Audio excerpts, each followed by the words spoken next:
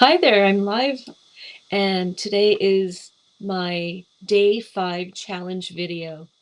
A couple of days I had missed over the weekend, but I'm just plowing through, moving forward, and doing my very best to show up for the 7-day challenge. And as I continue the theme of clues, today is about the clue that I ignored. But before I get into it, I would love to know what clues have you noticed? Leave me a comment if you can, and I would love to learn about your clues. How are you tuning in? For me, today's clue came as a whisper I didn't listen to. It happened yesterday. And I don't know if it will come through on the camera, but it's a deep claw scratch on the knuckle of my wedding band finger. And it reminded me today that that was the whisper that I should not have ignored. And there's a backstory that I will now share. Yesterday, I had taken on the mission. It's actually been going on for a few days, but I took on the mission to really get my home office super organized. And by most people's standards, it's probably pretty organized. I'm kind of one of those people who loves structure and loves to have a place to put the right things.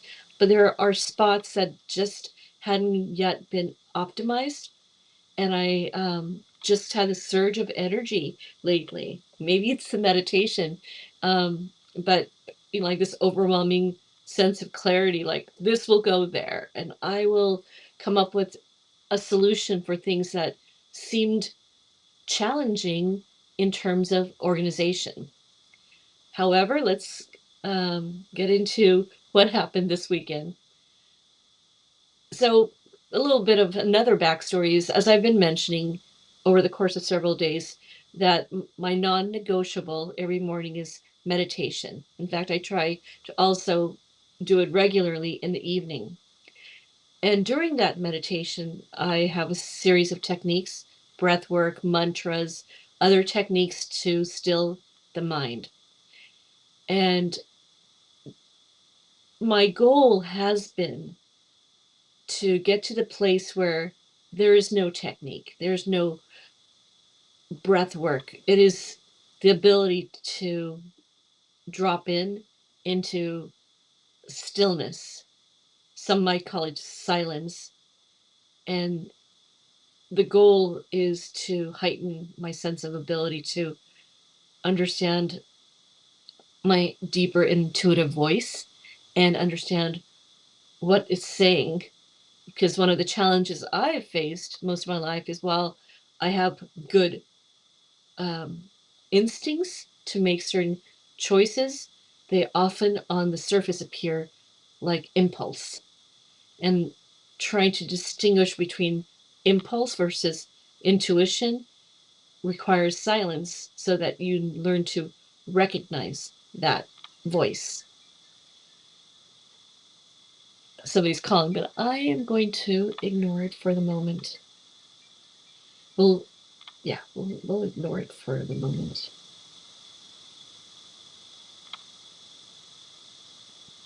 Okay, so sorry to interrupt my flow.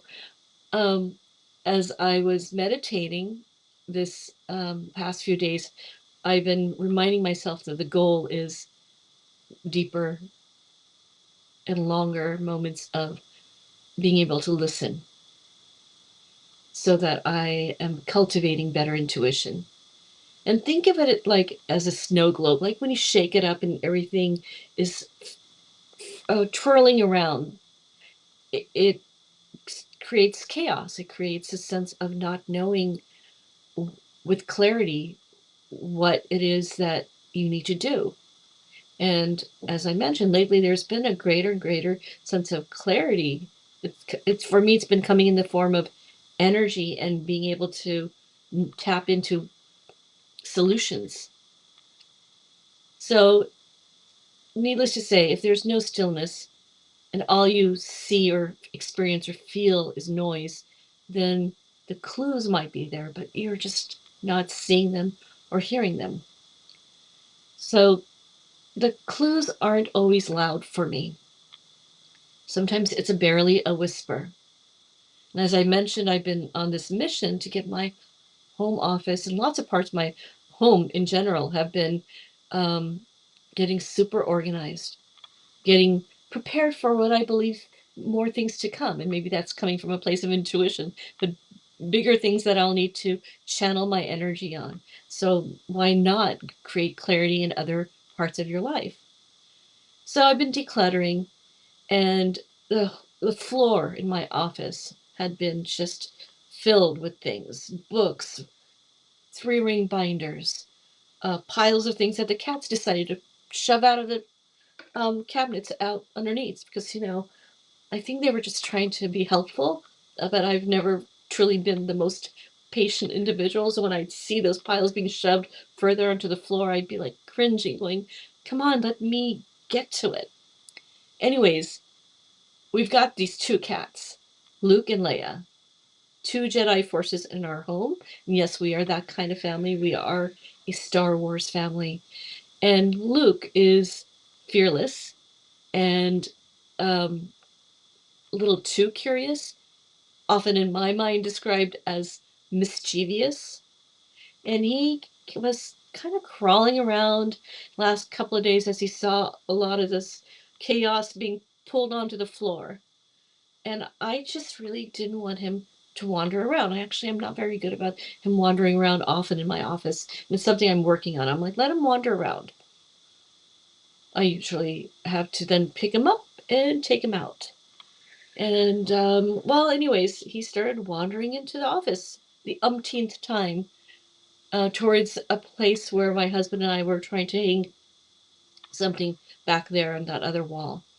And he comes in, and guilty admission, when it gets to the point where he just won't leave, I, I had to have a little glass of water. I just sprinkle it over him. Not like trying to be cruel. I know that's wrong to do that to a cat, but I just get to a place where like he needs to leave so things don't get torn or pushed around or what have you. Anyways, and he came, and I was helping my husband try to get something heavy on the wall. And I'm just like, no, not now. So I picked him up. This is probably like, I don't know, the 6th time in the day I had to tell him to leave. But this time he got spooked. There's something, I think, in this area, some object or some reflection. And he clawed with all his might into this knuckle. And I'm often so timid around the cats when it comes to them in their claws that this is probably one of the first times I've truly been scratched that badly, but it was so painful right into the knuckle. So you're probably wondering, why is she going into this deep story about Luke and Leia and how Luke is, even without a lightsaber, able to bring me down? Well, it's because the clue was a whisper. I didn't tell you about the whisper, but this time when he wandered in and I was approaching him to pick him up, there was like this softer voice in me that said, just let him come in and wander. Well, I should have listened to that whisper. And maybe that was my intuition, the more gentle side, because that intuitive clue is just so soft sometimes. And that voice was saying, just let him be, let him move around. Big mistake. I should have listened to the whisper and not been so impatient. So the clue was there. I didn't listen. And I'm asking you today, what clue is whispering to you today? What whisper did you maybe ignore?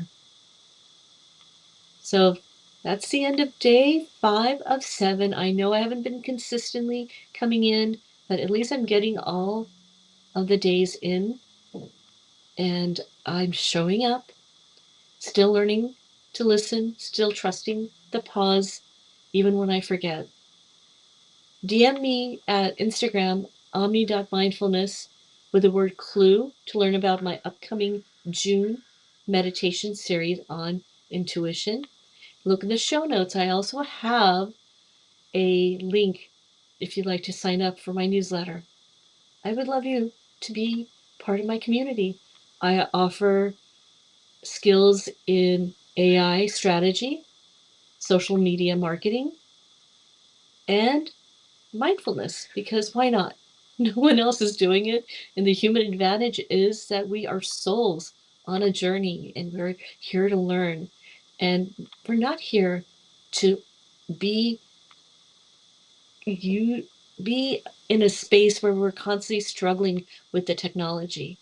Why not have the technology be a means to an end? And the end is really learning to focus on your purpose, your why, your bigger why, your spiritual why, and channel your energy into your zone of genius.